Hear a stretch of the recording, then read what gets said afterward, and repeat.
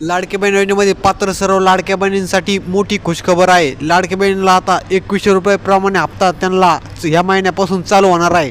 परंतु त्यामध्ये काही अटी शर्ती आहेत। त्यामध्ये जे आपण लाडक्या बहिणीची KYC सक्सेसफुली कंप्लीट झालेली आहे अशा लाडक्या बहिणीला इथून पुढे आता 2100 रुपये हप्ता त्यांच्या बँक खात्यामध्ये जमा होण्यास चालू होणार आहे। आता त्यामध्ये लाडक्या बहिणीची काय अटी शर्ती आहे, तुम्ही KYC करताना काय चूक केलेली आहे, संपूर्ण माहिती आपण आजच्या व्हिडिओमध्ये पाहूया। जर तुम्ही ती चूक केली नसेल तर तुम्हाला 2100 रुपये हप्ता चालू होणार आहे।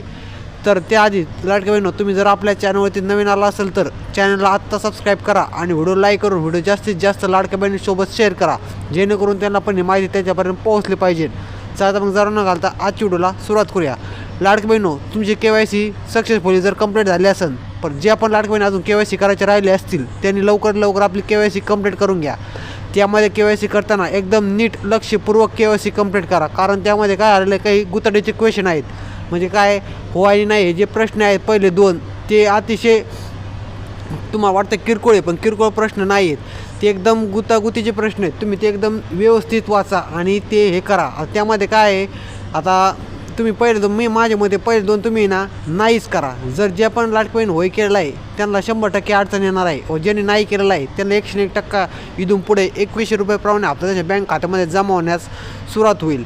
त्यामध्ये काय झालेलं आहे, KYC कंप्लीट झाली, सर्व ठीक झालं, परंतु काही लाडक्या बहिणीचा असा प्रॉब्लेम झालेला आहे की सर आम्ही आधार कार्डावर, आता समजा काहींचे लग्न झालेले आहेत तेव्हा आमच्या आधार कार्डावर आता वडिलाचं नाव आहे, आपण आता इकडे चालू आहे, चेंज झाले, लाडकी बहीण काय होईल। तर तुम्हाला काय करायचं आहे, जर तुम्ही आधार कार्ड जर अपडेट केलं असेल, आधार कार्डवर काय नाव आहे ते नाव तुम्ही त्यानुसार तुम्ही आधार कार्ड नंबर वडील किंवा नवरा सिलेक्ट करू शकता। जर तुम्ही वडील सीधा असेल तर वडील टाका, जर पती सीधा तर पती टाका।